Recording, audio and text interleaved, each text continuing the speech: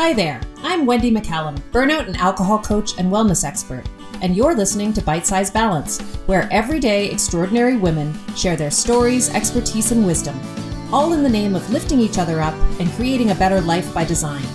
Whether it's wellness, career, relationships, food, alcohol, mindfulness, hormones, or parenting, we talk about all things women's balance.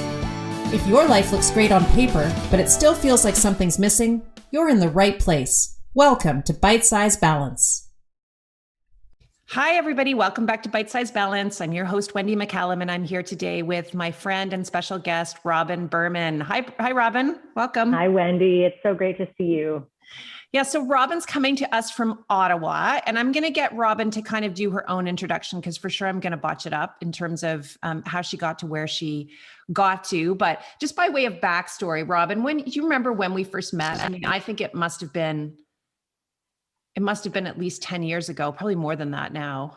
I would say I met you around the time that my kids were probably 6 and 8, and now they are 16 and 18. So around 10 years ago. Yeah, around 10 years ago.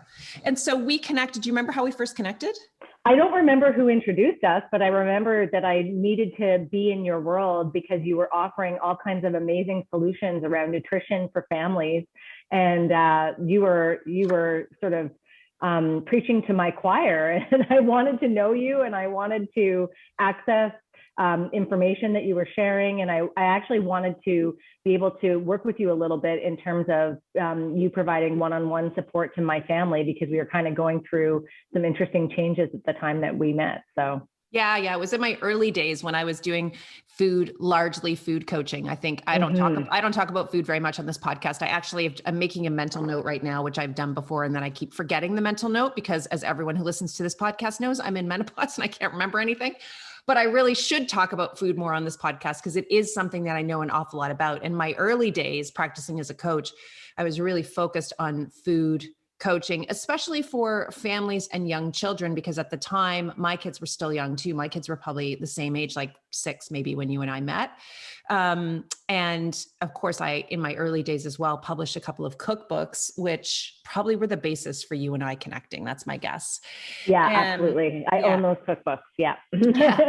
And so we met, and I think at some point you had me come over to your house, and you had a group of women over at your house, and I did some kind of a cooking kind of demonstration, and then a presentation probably around healthy kids food or healthy eating for moms or something. And that is kind of the beginning of it for us. But then we've had all of these interconnections over the course of our lives, which is often the case with the guests I have on this podcast. So for example, we're going to talk about your career, which is fascinating. And you are now a midwife, but before you were a midwife, you were a doula, right?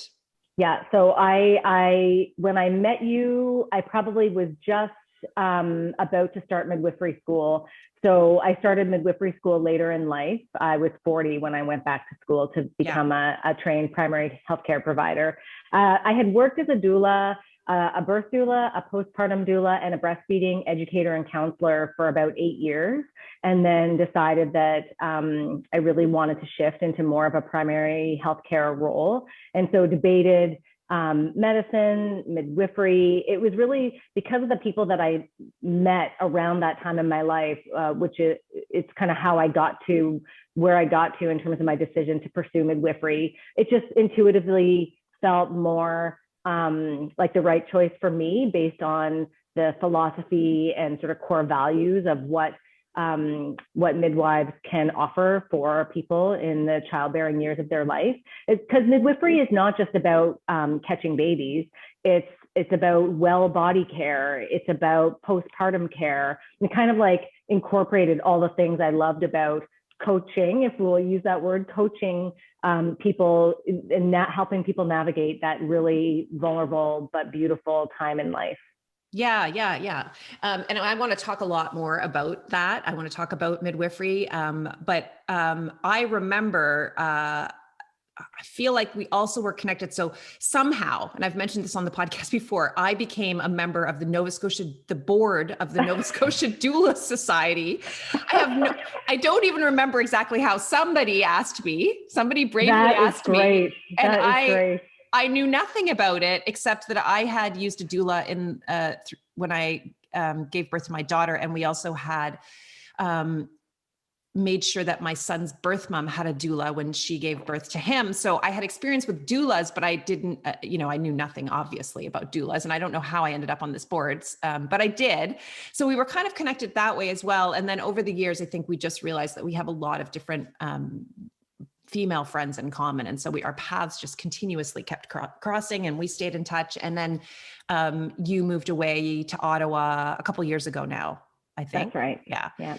So I reconnected with Robyn because I thought Robyn would be a fascinating guest for this podcast, because she's the perfect, she kind of epitomizes this idea of an ordinary, extraordinary woman. So just a regular woman who's done something really pretty cool with her life. And I thought that she would have some really great insight to share with us, and just some stories that would be interesting. So let's maybe start, Robyn, by tell me, so you were born in Ottawa. Is that right? And then right. You tell me about your education, where and how you ended up in Halifax. It's an interesting story, I guess, in the sense that it's not sort of typical for people of my cohort or my generation. A lot of people that I grew up with stayed pretty close to home. It wasn't as common for people to go away. But I was born and raised in Ottawa, and I left Ottawa around the time that I was 20 years old. And I moved away to go to school, pursued education out west, finished up actually back in Ottawa just because of circumstance. So did spend a year back in Ottawa in between university and my first job. But I did move to Toronto shortly after that, after graduating from university, to pursue a career and meet new people and potentially seek out a life partner. I'm Jewish by background, and it was important for me to be able to be in a place where I could meet a Jewish partner. And it felt like in Ottawa, that felt limiting. And so it's actually super interesting, because I remember when I first arrived in Toronto, I'd be driving around the city and looking in the cars at the people pulling up next to me at red lights and thinking, oh, those people kind of look like me, like the curly hair and the kind of like, Jewish ethnicity kind of looked to your face, and you're like, oh, I feel like I fit in here. And wouldn't you know it, within a few years of arriving in Toronto, I did meet my life partner, my husband, Jason, who was born and raised in Toronto. However, in typical Robyn fashion, it was a little bit complicated right from the start, because when I first met Jason, he was pursuing his own passions and career and was about to make a big life change himself in terms of pursuing training outside of Ontario, in fact, in the US, and maybe even somewhere else. He was kind of making that decision around the time that we met. And so shortly after we met, we decided that we were going to give it a go, that we would get together and stay together, and that I would move with him wherever it was that he wanted to be to pursue his academic training. And he's also a healthcare provider. And so for us, that meant moving to Boston shortly after we got married. And in fact, my two kids were born in Boston. And so as a midwife, people are always asking me, what are my birth stories? And of course, I don't get too personal with clients. As you know, it's not about me, it's about them. But my parting line is always that I didn't know then what I know now. And I had my babies at one of North America's probably most prestigious and well-known hospitals and came out unscathed. So if I can do that, then anybody can do anything.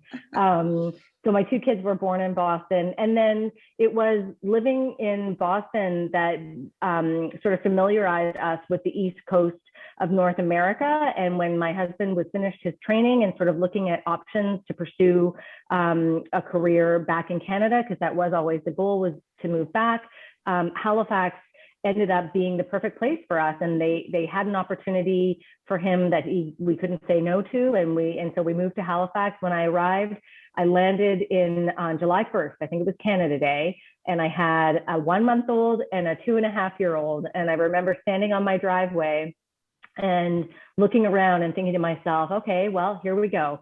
I don't know anybody. I don't have any family here. Who am I going to find? Who are going to be my tribe? And that's how it all began. And from there, I mean, before I started working as a doula, I actually had a whole, like, sort of a 10-year plus career in sales and marketing, not doing anything at all in the realm of healthcare. And so my whole journey to birth work began after I moved to Halifax. I spent the first probably 6 months of my time in Halifax just getting my feet underneath me, sort of not really knowing what I wanted to do in terms of pursuing a professional career. I went and supported a friend who had just had a baby. I flew to Montreal to support a very good friend of mine who had just had her second baby. And I spent the weekend with her, just kind of like holding the baby so she could cook a meal, or holding the baby so she could put her toddler to bed. And when I was leaving, she said to me, "This was so amazing. I would literally pay for you to stay longer to keep helping me in this way." And as I was flying back to Halifax, I remember thinking, well, this is maybe a little business opportunity for me, you know, coming from like a sales and marketing, a bit more of a business background. I was like, how can I monetize this kind of service? And that's where I first learned about doulas. So what I was describing essentially is what a postpartum doula does, mothering the new mother. And so I sort of dug deep into looking about how to train to become a doula, connect with a local doula who became a mentor to me. Why don't you start now? Because we're talking about doulas, and I should say, as I mentioned, I used a doula when my daughter was born, and my story around my kids is unique in that, as you know, I think, Robyn. So my son was born in November of 2003, and we adopted him at birth through a private open adoption. But at the time I was 9 weeks pregnant with my daughter, didn't know if that pregnancy was actually going to succeed because I'd had a number of pregnancy losses right before that. So wasn't feeling super optimistic. We were, you know, we had lots of conversations and with our birth mom and my son's birth mom and her family before he was born. And one of the things we realized was that she didn't really have a lot of support in that pregnancy. She felt somewhat alone in it. And I can't remember how it came about, but we decided as a collective that she should have a doula there for her for that birth. And so we hired a doula. Her name was Lori. She was absolutely phenomenal. And she was able to be that person for my son's birth mom, both pre and postpartum. She was just absolutely a wonderful support for her to help her through that. I mean, birth itself is you know, terrifying and beautiful and traumatic, but add to that the next level of, you know, this is a child that I have decided I'm going to place for adoption with another family, and it becomes so complicated and just even more emotionally charged. So in that situation, for her to have that support from the doula was just incredible. I've never forgotten that doula. Even though honestly, I met her for about 15 minutes. Like she wasn't my doula. She was my son's birth mom's doula. And, but I know what she did for, Duncan's birth mom. And I know that she created, we were not able to be there for the birth, which is fine. We really should not have been there for the birth. That was not where we weren't ever going to be in the room for the birth, but we were hoping we would be there right after, you know, at the time he was born. There was a snowstorm, so we got there late, and she made a copious record for us, which is on the side of the adoptive mom who wasn't able to give birth to the child, also a huge gift. So while she wasn't my doula, I felt like she almost was in many ways, in that she had me and my husband in her mind during this whole thing as well. Like she was just an incredible human being. So I absolutely loved that experience. And that is what led me to find a doula I never would have had a doula for myself if I hadn't had that experience with her. But I was, of course, giving birth, it turned out, like 7 months after my son was born. And I had a newborn baby the entire time I was pregnant. And my pregnancy was not actually complicated physically, but complicated emotionally for me, because I had had these losses before this pregnancy. And I was really terrified that something was going to go wrong in this pregnancy. And she was an incredible support through all of that. Like she understood all of that. And during the birth, which was really kind of a shit show, all births are different. And I know none of them are easy, but this one was incredibly complicated and challenging and went on for days. And she was there through the entire thing for me. And because of my, I think, elevated level of anxiety. Having her there was it just was so incredible. Anyway, I had such a great experience with her. Interestingly, cannot remember her name. Isn't that interesting? I can remember right now my son's birth mom's doula's name, but not her name. It will come back to me, but she was incredible as well. So I had these experiences with doulas, but I didn't really know anything about doulas before we hired the doula for Duncan's birth mom. So what can you kind of tell people, because we're going to talk about midwifery too, and doulas and midwives are different. And so why don't let's start by telling people what doulas are and what doulas do. Yeah, so doulas do very much what you described. They provide a psychological and a physical support for people that are navigating, usually it's pregnancy, labor, birth, and the postpartum time. So many doulas have experience with labor and birth, and even sort of offer maybe prenatal classes. Lots of doulas will focus solely on the postpartum time, maybe offering sort of parent and baby classes. But it's very much about the psychological and emotional support for the person navigating that time. A midwife is a primary healthcare provider. A midwife takes the place of your family doctor who delivers, or your OB who delivers. Lots of times midwives will work in conjunction with other healthcare providers.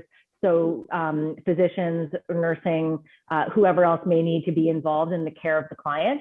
And we use very specific language in midwifery to empower the pregnant person in terms of offering them an opportunity to be an informed decision maker as they navigate pregnancy, labor, birth, and the postpartum time. So midwives are also trained to provide well person care. So if somebody is not pregnant, but in sort of the reproductive age and stage of life, midwives can offer, like a well person physical, pap screening, things like that. Although in Canada, there's not really, I don't think there are too many areas where midwives are set up to do this in terms of like ministry funding, because midwifery services are covered by your provincial healthcare. Like, so the same way that when you're pregnant and you have a family doctor or an OB, all that service is covered by, in Nova Scotia, it would be MSI. Here in Ontario, it's called OHIP. Midwifery is also covered by your provincial funder, so OHIP or MSI. So let's stop there for a second, because I don't think people know that. Do you think women know that?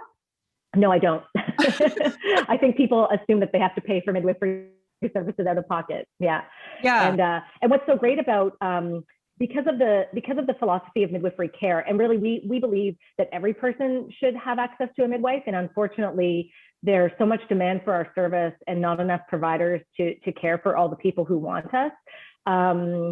But I wanted to add that for newcomers, like people that are, when you described your story, your own story of that time in your life when Duncan was a baby and you were pregnant, the first thing that came to my mind was, wow, you would have been an excellent candidate for midwifery care, given the fact that your pregnancy was low risk, but you had all these other compounding sort of social dynamic factors that were kind of bleeding into how you navigated that pregnancy. Someone in that situation could have really benefited from the support of a midwifery model of care, because it's different when you're pregnant and you're attending those prenatal appointments. Midwives have this model of care where you come in and you're there for 30 to 40 minutes every single time you have an appointment, talking about all of these things. Like, we certainly have a guide in terms of what we want to cover off during pregnancy, but we can help people to navigate some of those other sort of more complicated aspects of their life that end up kind of bleeding into the pregnancy. And so for people that are newcomers to Canada, let's say, who don't necessarily have MSI or OHIP, the ministry, at least here in Ontario, the ministry makes it possible for those people to access midwifery care, and it's paid for. So if that person ends up having a hospital birth, their hospital care may not be paid for because they don't have OHIP coverage, but their midwifery care is paid for. So we really are well positioned to serve everybody, ideally, who's having a low risk pregnancy, but we are low risk providers. But certainly people that really do benefit so much from our care would be vulnerable populations. Yeah, no, I can totally see that. And I can see it's interesting. I mean, nobody mentioned midwife to me. I didn't even, I was in Calgary at the time, and I don't know what goes on in Alberta around midwifery, but it was not something that was ever mentioned to me during that time I was pregnant with my daughter. And I can see now how that would have been really helpful. And the doula, of course, we only hired, like towards the end of the pregnancy. Like she really only got involved, I think maybe around like month 6 or 7 or so. And yeah, anyway, that's fascinating to me. Let's talk about how you went from being a doula to a midwife. So you went through, your kids were little, you were doula-ing. I don't know if that's a word. Yeah, totally. Yeah. And that's when I knew you, and when you lived here. And then at some point you made the decision, and I remember this was when you were still in Halifax. I remember you made the decision to go and get certified, trained as a midwife, and you went down to, did you go to Maine for that? I did. Yeah. Yeah. Yeah. So I ended up in this very sort of precarious situation where there's no midwifery education program in Atlantic Canada right now. And so I had applied to the program in Ontario thinking that we would somehow make it work. Like I would go and live in Toronto for part of the year. I don't know what I was thinking, honestly. I wanted it so badly that I just was willing to do anything to make it happen. And so the school I ended up getting into was this little school, a direct entry program in Maine. And the problem with training for any primary healthcare provider, the problem with training in a country that's not the country you're hoping to practice in is that you have to do a lot of gymnastics to eventually be able to practice in your home country. And so although the situation I found myself in was not ideal, through all kinds of hoops and people supporting me and sort of timing and getting a little bit lucky, I was able to make it work. And that whole story is a separate podcast altogether. I feel so I won't get into the details too much, but I was able to negotiate sort of the clinical aspects of my training with the hospital in Halifax, with the midwives in Halifax.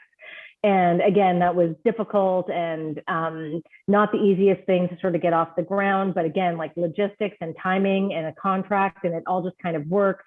And so I did go back and forth, and I did hire you to, I think either you like cooked food for us or you helped me get, I don't know, I can't remember the details, but I had to leave my family for 2-week blocks at a time to drive down to Maine.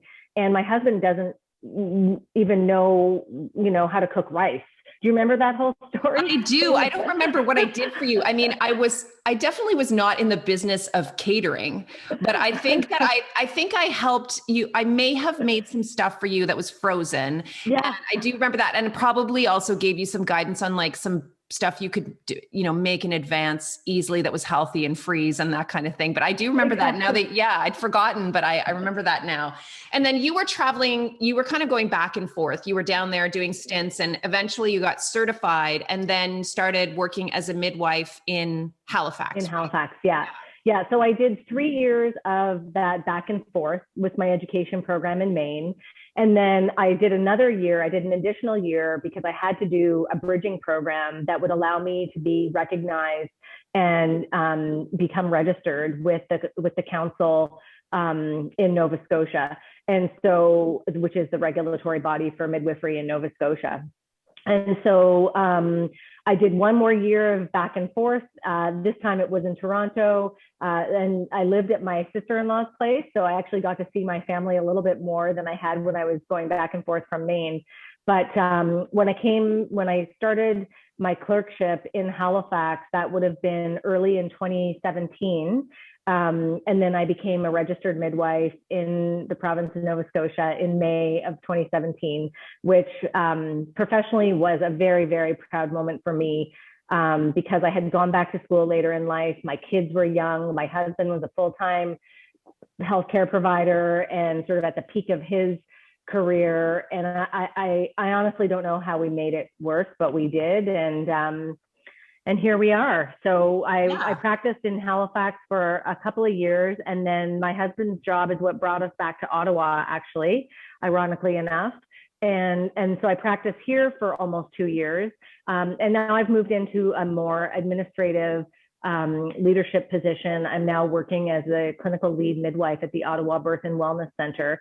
So again, it's a freestanding birth center. It's an independent healthcare facility, but it's ministry supported, ministry funded, and midwives that are appointed at our birth center can bring their clients to have their baby with us, as long as their clients meet the criteria for admission. Yeah. So that's where I am professionally now, and I just started this position on April 1st. So yeah, and you and I, when we were talking before the show, what we were talking about how you got to that new position. And that is something that I want to talk about a little bit, because you have your own midlife burnout story, which is, something that, I mean, this podcast is all about midlife. It's about everything that we go through as women during midlife. And one of the topics that we focus on a lot is burnout in midlife for women, because it is so unbelievably common that women burn out in their 40s.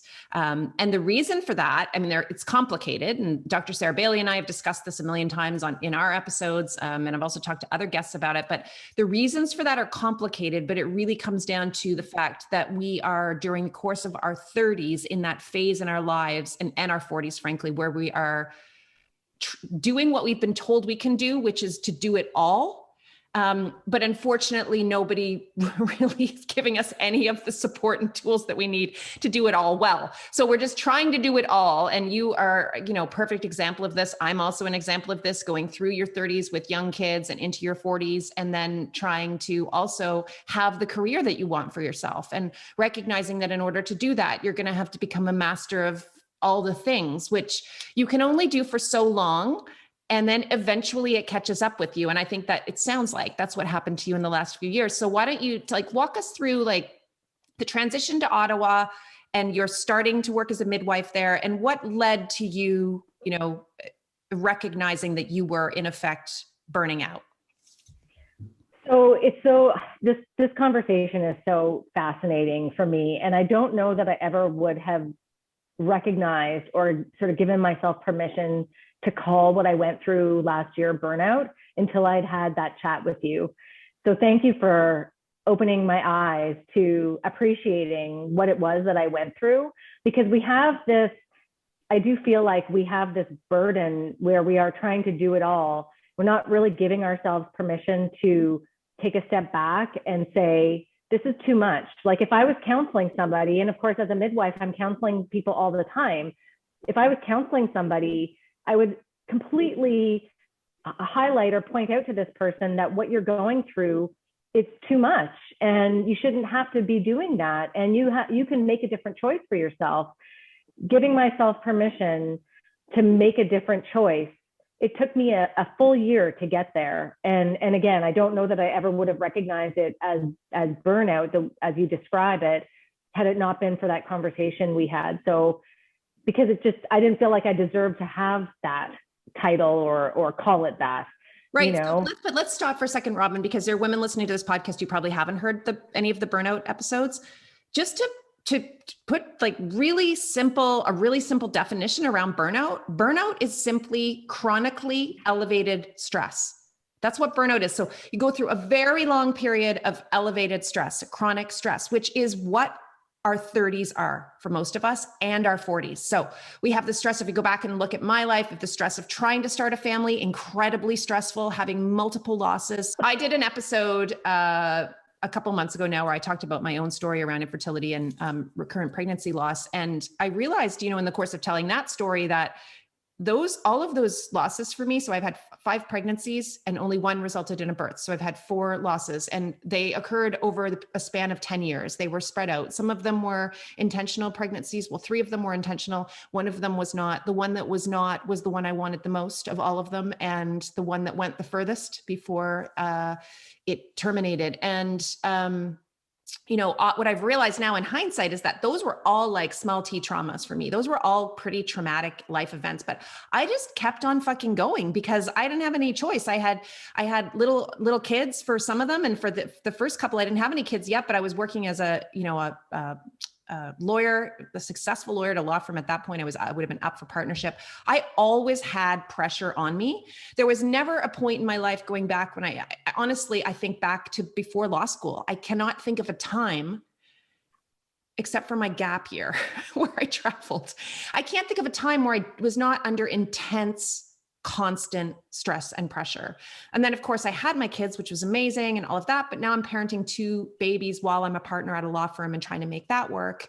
And so, and then, in hindsight, as Sarah and I have talked about on some other episodes, you would have thought that as my kids got older and after I left law, that this would have, there would have been like a bit of a lifting of the chronic stress. But then my parents both got really sick. My dad got, really, really ill, terminally ill. So then, I had this period of 3 years where I was caregiving for him and for my mom. And that was intensely stressful while still trying to run this, and build this business that I'm so passionate about and take care of my 2 teenagers. So, we as women do not identify as burnout with burnout. And because it's all we know, a lot of us, like, this has been our last couple of decades. And the thing is, as I said, Robyn, and this is probably what happened for you, because you were just giving her for 20 years, right? What happens is we can maintain that for a period of time. As Sarah explains, there's something called GAS, which I always get wrong. I think it's general adaptation syndrome, that happens in our bodies where our bodies actually learn to function with that high level of cortisol and keep us going. And we can do that for a period of time, but everybody eventually crashes. You can't keep it going for forever. And my guess is that's what happened with you. So I'm glad you said that, because I think of all the women I've seen in my office, very few of them on the very first discovery call that we have, or, meeting that we have face-to-face, or Zoom call that we have, actually are able to say out loud, I'm burnt out. We get there eventually. They know something is not right. They know something is missing. I always say, it's like, if you've got everything you ever wanted, but you're not happy, like it feels like something's missing, there's a pretty good chance you're in burnout. Right. And I think that for me is the entry point to the conversation with most of the clients that I work with. It's not, oh my God, I'm so burnt out. Women have a really hard time with that word and with that concept, and accepting the fact that that might be happening to them. So sorry for that aside, but I think what you said is really insightful and important. And I think women need to understand that, it's all we're talking about when we're talking about burnout is chronically elevated stress with no break. And we just can't do it for forever, even though we're told we can. That is a big, fat, patriarchal lie. It's not possible. You're not wrong. You're not wrong. It is not possible. So tell us how that felt. So how did those years feel there before you made that decision to leave midwifery? What was going on with you? What were some of the things that you were seeing that were out of the ordinary for you in terms of how you were thinking and feeling and behaving? Yeah. So I think that for me, and I really relate to the story you just told. And I think that, again, just like given the nature of the course of my life with going away for school and then meeting my husband and then moving away for his work and then moving to Halifax and then moving here and in the middle of it all going and retraining as a midwife and also carrying a little bit of baggage from my growing up where, always feeling like having to prove myself to myself mostly, like I'm probably my own harshest critic, but having a bit of that like imposter syndrome and am I good enough? And becoming a primary care provider was probably, aside from having and raising kids, that the hardest thing I've ever had to do. Midwifery school is rigorous and exhausting and intense. And I didn't come from a healthcare background. So the learning curve for me, it was like learning a whole new language, all the while trying to still, be a partner, be a mother, have a life, have my friends. And I was in my 40s. And so your brain just doesn't work the same way in terms of processing information and holding on to it. And so sort of like you take the sort of constant, as you described, like kind of being in that constant state of heightened stress, if you want to call it, or cortisol levels, or however you want to describe it. And then moving here in 2019, in the summer of 2019, which in hindsight, we now know was about 7 months before the worldwide pandemic was declared. And then transitioning from working as a registered midwife in the province of Nova Scotia on a small team where, at the time that I was working, there were maybe 9 or 10 registered midwives in the whole province, moving to a province where there are 900 registered midwives, and working in a city where there's not just one small practice of 5 registered midwives, but there's actually 5 practices, and many of them have 8 or 10 midwives. So, you know, like completely changing the environment where I was doing this very intense job. And I tried to kind of slip in and just keep going. Like I literally arrived here and started working and didn't stop, didn't take any breaks at all. So when I arrived here in Ottawa, just slipping into a very busy practice and trying to, so while midwifery is the same, the environment in which I found myself working was very, very different. So the way that the midwifery services are delivered in Ontario versus Nova Scotia is a little bit different. In Nova Scotia, I was an employee. Here in Ontario, midwives are independent healthcare practitioners.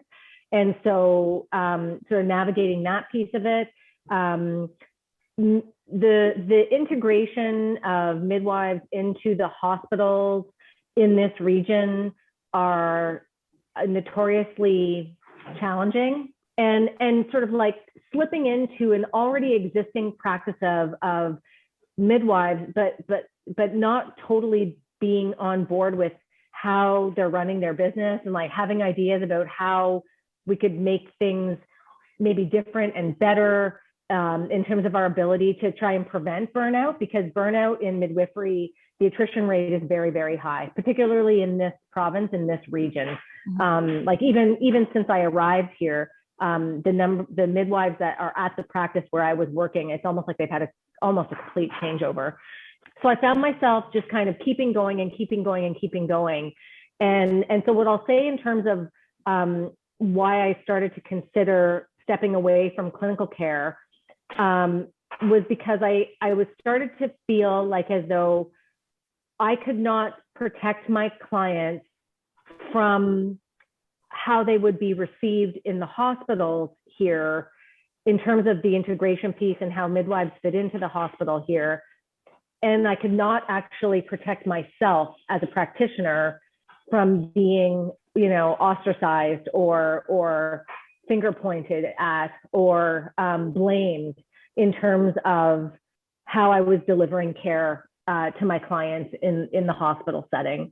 So it was really sort of a combination of all of those things. And also, you know, working in a busy practice where not all the practitioners are, like, we're all sort of ascribing to this model of midwifery care, but the way in which we provide it to our clients is probably a little bit different. It's the same way as though why people maybe want to find a different family doctor, because they're accessing primary care, but they don't necessarily sort of get on or jive with that person. So they want to find someone that's more suitable to them. So it's the same kind of thing. Like the way that I would, you know, provide a certain aspect of care might be different than my colleague. And that's okay, because we're all practicing within the confines of you know, the regulations. But when there's so much tension, you know, as a provider, and you're feeling like I'm not necessarily as supported as I feel I need to be to do my job well, that tension just kind of builds and builds, and it creates a bit of a hostile working environment. Yeah. So I had like that discomfort in my practice. Then I had all kinds of discomfort at the hospital. And I didn't chat with you about this, I don't think, before, but culminating and kind of leading up to the time I decided I was going to be taking a break and stepping away from clinical practice. Number one, I re-injured my back. I had a slip disc when my youngest son was first born. So I've had chronic ongoing back issues for, you know, he's 16 now, so 16 years. But something happened last year and it kind of flared up.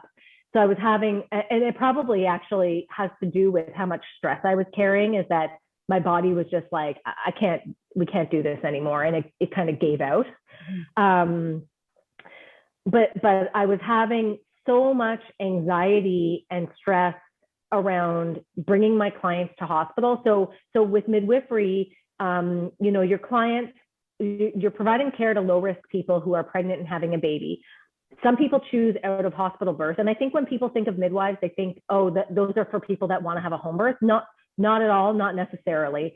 About 70% of my clients were choosing hospital births. Mm-hmm. And so having to navigate that hospital environment that ultimately doesn't really value or recognize how midwives function and the value that we bring to in servicing our clients, created an environment where I just didn't feel comfortable. And so that part of it, I didn't have that experience in Nova Scotia. In Halifax, the way we were integrated into the health center there was different. And so taking on the stress of navigating that relationship, and then because among my peers, and you know me, I'm very outspoken. And so among my peers, I kind of became known as a voice of reason and a voice of change and a voice of progress in terms of like, here are some ideas of ways we can try and make this better. And one of my colleagues kindly says to me, you know, you have this social capital in the healthcare realm. And I think that just comes from my comfort of having sort of lived with a clinician for 20 years, but also kind of growing up as a primary care provider in a place that valued what I did for a living. Mm-hmm. And so I was recommended to apply for the head midwife position at our hospital. And I was actually offered the position and declined it, and then told my practice that I would be stepping away from clinical care. I was going to take a 6-month leave of absence. So it was kind of like the climb, the stress, the anxiety. Okay, now they're offering me this position where I could be in a place to actually create change, but oh my goodness, I'm recognizing what I would be stepping into if I said yes to that job, and I have to absolutely say no. I wanted to throw up. I felt I had this like visceral reaction to declining that job where it was like, I need a break. I need to step away. I need to figure out what I want. That's so interesting to me, because I've seen this pattern with other women and I've seen it with myself. And I don't know whether this is, I don't want to be putting words in your mouth, but for me, when I was practicing law, I had to accomplish the things before I could leave. It was like I had invested so much time and energy in education, and then working like a dog through my articling year. And then as a junior, just, again, working really, really hard, sacrificing lots of stuff, mostly time, and sleep and mental health and wellness and all the rest of it that goes along with that kind of a demanding career, that I almost felt like I just need to prove it to myself that I can get the thing. And then only then did I feel like I could leave. So there was no question in my mind that I was going to make partner. And that was a big piece of me staying for as long as I stayed, and then I did make partner, and it was only after that I felt like I could start making the plan to leave, which is interesting. Like, you got to that point in your career where you were offered kind of the pinnacle of jobs at the hospital. And it's almost like, for me anyway, and I don't know if this is the case for you, but for me, it was like, okay, well, now I know I could do that, but I'm going to make a conscious choice not to. But it was really important to know I could do it. And I don't know if that for me was stemmed from just generally being having that kind of personality where I want to achieve, or whether it was partly proving something to, I think now when I look back on it, I was proving something. It was a world that was dominated by men. The partnership was almost entirely men. We're slowly getting more and more women in it. And so I think maybe part of it was proving that point as well there. Does that resonate with you, or am I way off base with you? No, it totally resonates with me. And it's something I've been thinking a lot about, especially because in 2019, I decided to once again return to school and pursue an MBA. So it resonates a lot with me, because since it took me kind of a full year. So I worked for a year here in this environment. And then the second year was the year, I guess 9 months. It wasn't quite a full second year, is the year it took me to realize I needed to step back. And during that year, I found myself thinking internally, like inside my own self, saying to myself, why are you doing an MBA? Who are you doing that for? Should you take a pause? Should you shelf that? Should you just quit while you're ahead? Like, who am I doing it for? What am I doing it for? I think ultimately, now that I'm now that I'm a registered midwife, but working in a non-clinical role, although there are some clinical aspects to the work I do, I'm not actively taking on my own clients.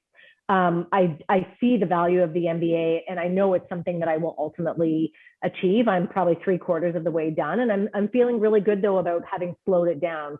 So when the pandemic was declared and I was working on the front line, I very much realized that I needed to find ways to shave certain areas in my life, and I pulled back on my course load. I cut it in half, so it was pretty significant.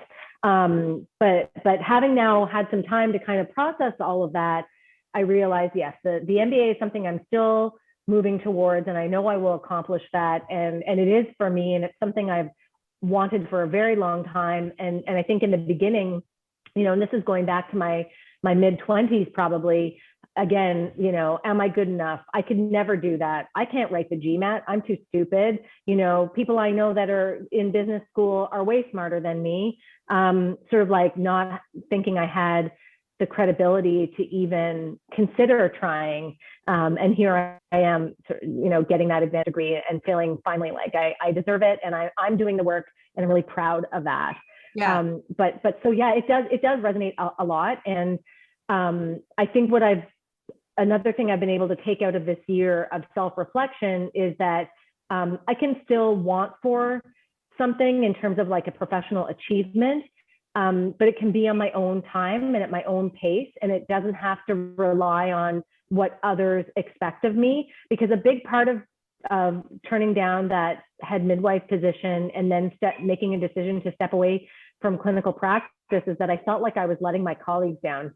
I felt like I had a couple of big feelings around all of this. Number one was I went back to school later in life. I sacrificed being, with my kids and my family. I missed many, many milestones, birthdays, celebrations, even just regular life. I missed a lot of the regular life that happened in those years that I was going back and forth.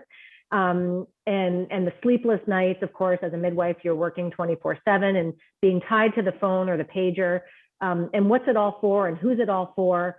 And so being in service to others and trying to prioritize yourself and your own health and wellness. And so that's one big part of it. Coming to a new place and creating alliances with my colleagues who are trusting me and taking me in. It's like a bit of a sisterhood, they all let me in quickly and swiftly and had faith in me that I would be able to, well position the group of midwives that I would be representing to help us try and move forward and better integrate in regards to that relationship at the hospital. So a lot of feelings around letting them down, and letting my husband down for helping me to fund midwifery school, Right. only to have practiced for four to 5 years and taking a break and from clinical care. And what does that mean or say about me? And there's just a lot of big feelings around. Yeah, a lot of it sounds like at the end of the day, what you did is what we need to do, what we need to get so much better at, I think, as women generally. Again, I'm generalizing here, but we are not very good at putting our needs before the needs of other people. And all of those things, when you were talking about all of those concerns that you had, absolutely resonate with me when I think back to my decision to leave the partnership. It was like, oh my God, I'm going to be letting all these people down. And what about the clients and these files? And I have all this knowledge and experience, and who's going to fill that gap? And these guys are going to have to work really hard to make up the difference. And I'm going to be disappointing these people who've put all this time into kind of training me and supporting me through, the last 12 years. And, how's this going to affect how are my parents going to feel about me leaving? How's this going to affect my family? Same thing. Did a lot of sacrificing in terms of time away from my kids in order to become a partner and, be as successful as I was in that career. So all of that stuff resonates with me. But at the end of the day, you did what I did, which is the hardest thing in the world to do. And you said, I'm going to put my needs before the needs of all these other people. And the truth is, they all survived, didn't they? They all survived. Okay. So what's interesting is that I think that the physical symptoms, which is, and you kind of alluded to this earlier in our chat, the physical symptoms of the stress. I don't know that and again, I'm a primary healthcare provider. Like I look after people for a living. And I wasn't recognizing in my own body what was actually happening, because I was so caught up in the psychology and the emotion of it, and all of those things that you've just described. So for example, I was having panic attacks and I didn't realize that that's what they were. Even now, just having this conversation, I can feel this pit in my stomach. Like even just talking about it is having this kind of effect on my body as we're sitting here chatting.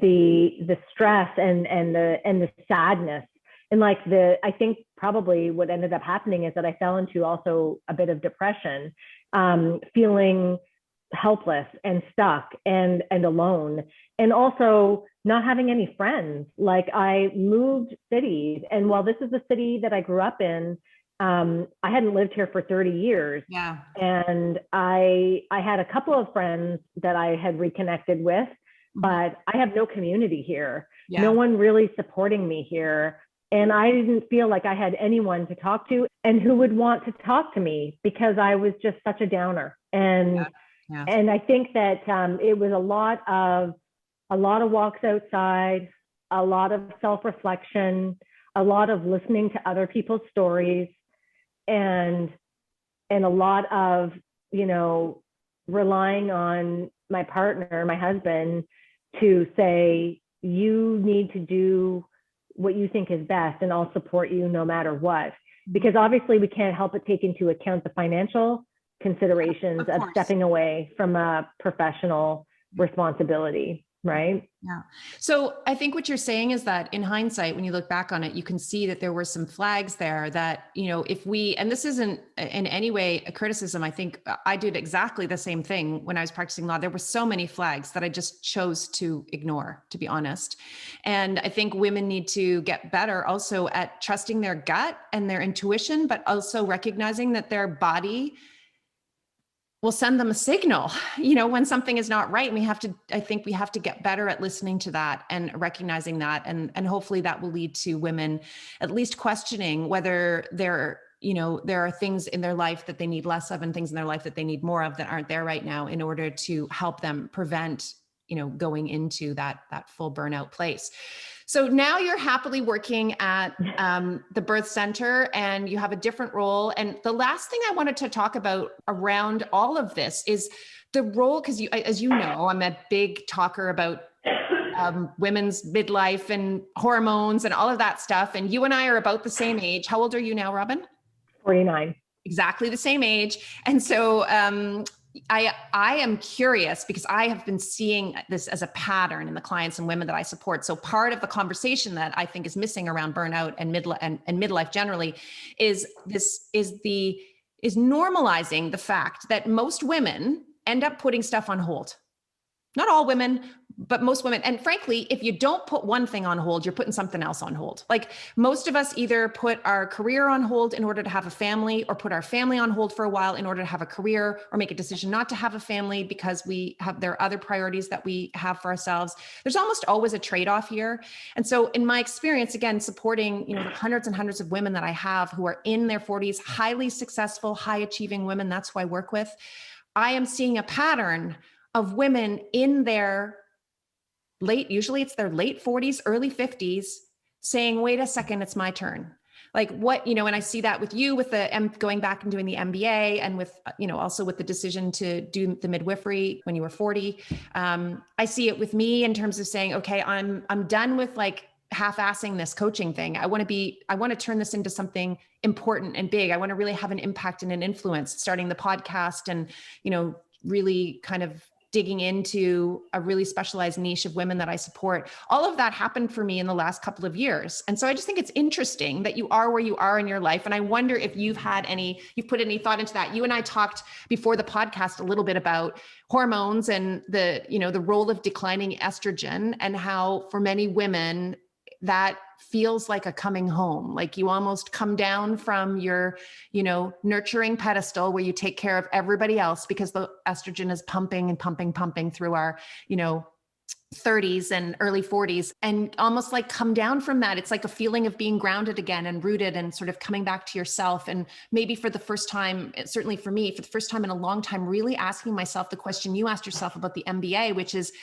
what do I really want for myself? Is this really good for me? Is this really what I want? Is there something more that I need out of this life that I haven't gotten yet? And of course, this is a big piece. I think, that Sarah and I have this program that we are running called WTF, the Missing Conversation about hormones, burnout, and midlife. And a big piece of it is like, well, what do I do now? So now that I'm feeling good and I feel like I've become more empowered around my hormones and what's happening physically in my body, and I've got made some lifestyle changes, and I've got the therapeutic and support, whatever the support is that I need to feel good.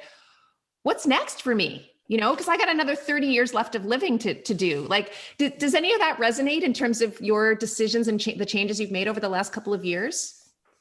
Yeah, it does, definitely. And I think a big part of it, at least for people like yourself and myself who have kids that are about to fly the coop, so to speak, we're about to become empty nesters. And I think that there is like a bit of a returning and a bit of a refocus on self when you have family members that are moving on to, who are, moving from complete codependency to adulthood and living away from you. And not to say that some of that codependency won't still exist over the text line, but not having them in the physical space and not caring for their needs day to day. Because let's face it, I'm still the homemaker here. I'm still the one. I mean, I'm lucky I have a partner in crime, and my husband has always been very hands-on in terms of the day-to-day running of our household, and also, the responsibilities in terms of helping to raise and manage the lives of our kids.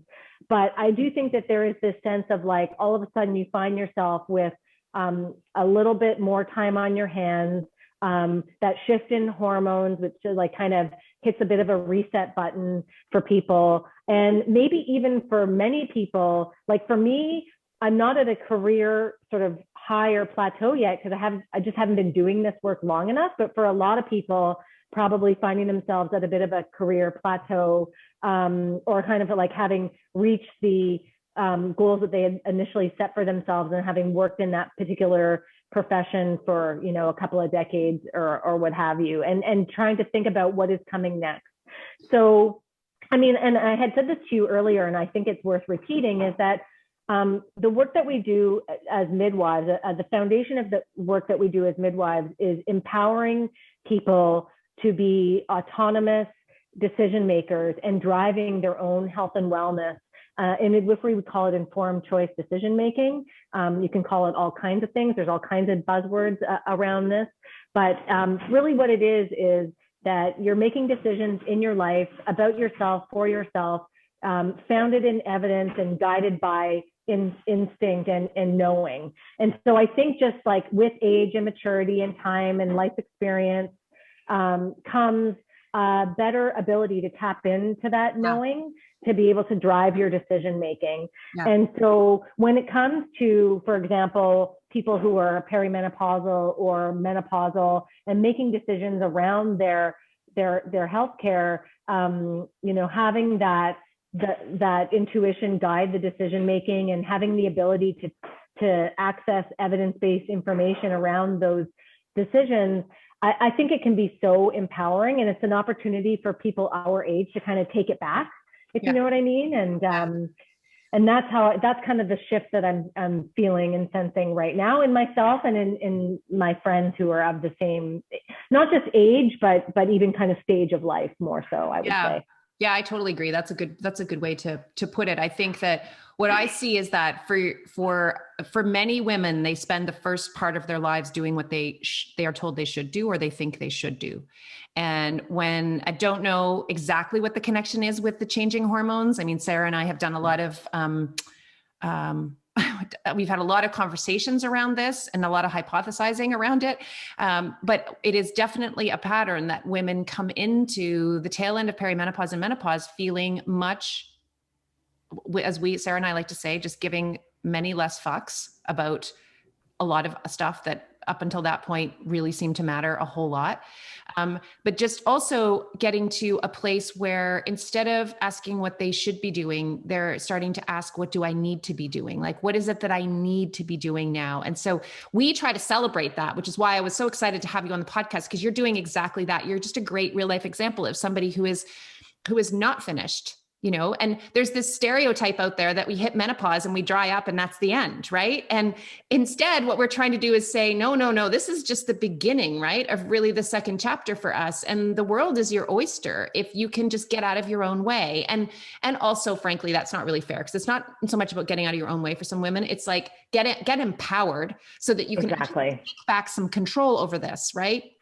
So get yourself empowered, get the information and knowledge that you need. You're talking about this, informed decision-making. That's exactly what we're advocating for. Learn what and understand what's actually going on in your body, but then actually take the time to learn and understand what it is you want as well as a human, and what you want for the rest of your life going forward, because it's not over. It's just the beginning. And I think we have all well earned it. Because even as much as your story is really empowering in terms of all of the things that you do, a lot of the decisions that happened, it sounds like, in terms of your family, were decisions that were based on Jason's career, and him having to move and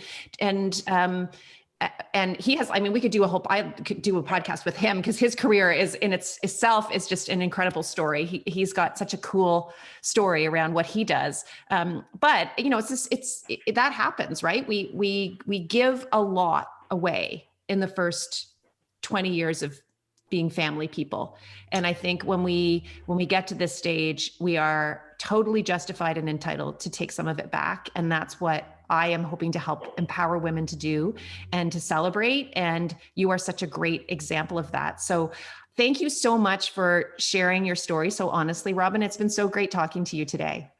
Thanks so much, Wendy. It was a pleasure to be here with you and chat with you and bring up all the feels. Yeah, it's been a great conversation. Thanks, Robyn.